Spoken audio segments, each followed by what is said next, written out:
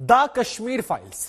जी हां, यह कहने के लिए तो सिर्फ एक फिल्म है, मगर इस फिल्म ने कश्मीरी पंडितों के मन में पड़े छालों को छील दिया है। कश्मीरी पंडितों के लिए यह भावनाओं का भूचाल है। इस फिल्म को पसंद करने वालों के लिए यह फिल्म एक चर्चा का विषय है, तो वहीं राजनीतिक दलों के लिए अब यह एक लड़ाई का जरिया बन चुकी है। अब इस फिल्म को लेकर भारतीय राजनीति दो धड़ों में बटी हुई नजर आ रही है। एक धड़ा वो जो इस फिल्म पर बेशुमार प्यार, बेशुमार मोहब्बत लगातार बरसा रहा है, और दूसरी तरफ दूसरा धड़ा वो है जो बेहिसाब लानतें इस फिल्म की तरफ भेज रहा है। जरा देखिए हमारी रिपोर्ट। कश्मीर के मसले का एक ही हल जिहाद। वो तमाम चीजें नफरतों को बढ़ावा देने का काम करती हैं। उन तमाम चीजों को बैन करना चाहिए। जो दलित पिछड़ा कम पढ़ा लिखा फिल्म देख के आ रहा है, वो सीधे सीधे टारगेट मुस्लिम समाज को कर रहा है। तरह तरह के झूठ दिखाए गए हैं। उसकी तकदीर वही बदल सकता है जिसके पास पॉलिटिकल पावर। उनका जो दर्द बयां हुआ है कश्मीर फाइल फिल्म के जरिए, उस पर तरह तरह की सियासत कर रहे हैं। आजादी is a song of terrorism. It's an anthem of free Kashmir, exactly like Jana Gana Mana of India.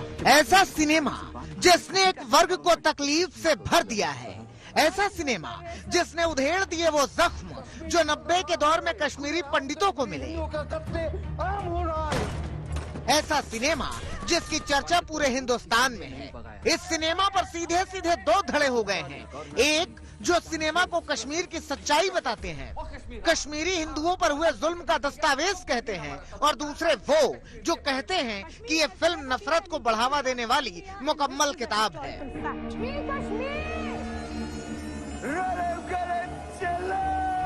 देखिए, कश्मीरी पंडितों का दर्द हमारे दिल में भी है।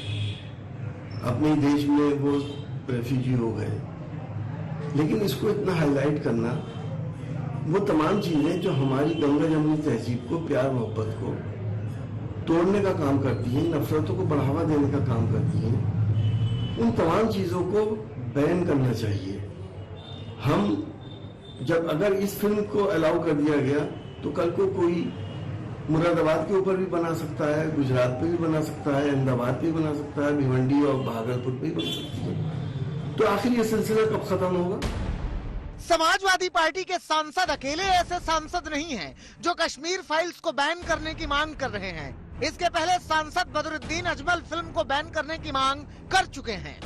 सांसद दानिश अली ने सदन में फिल्म को बैन करने की मांग की। जीतन राम मांझी ने कहा कि यह फिल्म आतंकियों की साजिश है। छत्तीसगढ़ के मुख्यमंत्री भूपेश बघेल ने कहा कि फिल्म में सिर्फ हिंसा और आधा सच है, और महान दल के मुखिया तो कह रहे हैं कि आंसू और दर्द बेचा जा रहा है, मुस्लिम टारगेट किया जा रहा है। वो बेच रहे हैं, आंसू बेच रहे हैं, दर्द बेच रहे हैं। आज जो दलित पिछड़ा कम पढ़ा लिखा फिल्म देख के आ रहा है, वो सीधे सीधे टारगेट मुस्लिम समाज को कर रहा है। मुस्लिम समाज से, उससे यूपी के मुसलमान से उसे क्या दिक्कत है, मध्य प्रदेश के मुसलमान से क्या दिक्कत है? अगर वहाँ कुछ हुआ पाकिस्तान की इशारे पर हुआ, तो हम पाकिस्तान से रिश्ता क्यों रखते हैं?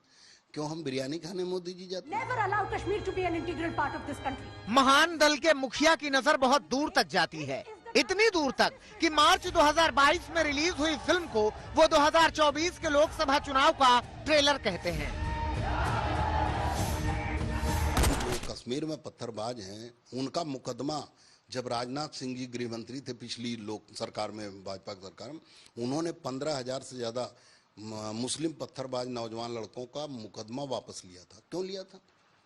जिनके ऊपर गंभीर मुकदमे थे, जिनके खिलाफ प्रमाण थे, क्यों मुकदमा वापस लिया? क्योंकि वो भारतीय जनता पार्टी को, हो सकता है लोग हों, उनकी वजह से माहौल खराब करके भारतीय जनता पार्टी हिंदू मुसलमान का वोट लेती है, हिंदुओं को वोट लेती। आज कश्मीर फाइल बनाकर वो लोकसभा की तैयारी शुरू करवा चुके हैं। शिवसेना भी बार बार बीजेपी पर ही आरोप लगाती है और बताती है कि फिल्म में सच छिपाया गया है।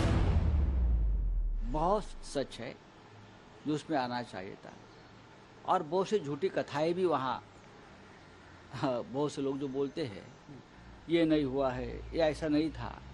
मैंने कहा ये फिल्म है, ये सत्य घटना पर आधारित होगी या नहीं होगी मुझे मालूम नहीं, लेकिन कश्मीर के विषय पे एक फिल्म आई है,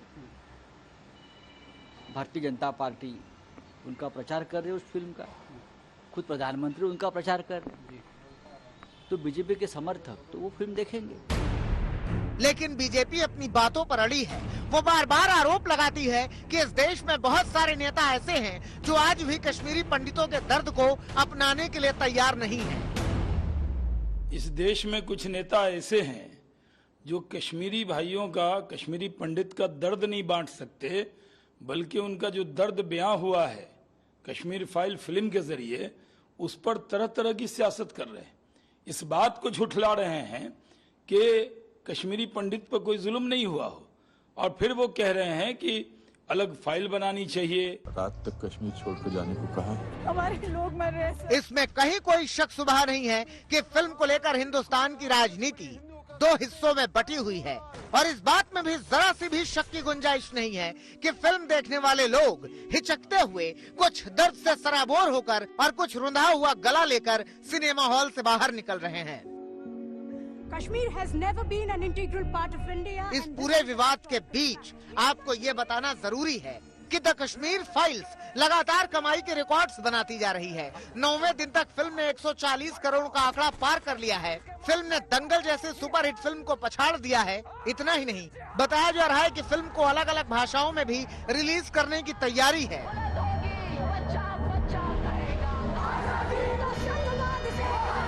कुल मिलाकर ये कहना गलत नहीं होगा कि फिल्म की पॉपुलैरिटी और विरोध दोनों जमकर हो रहे हैं, और दोनों जमकर हो रहे हैं इसलिए कमाई भी बम्पर हो रही है।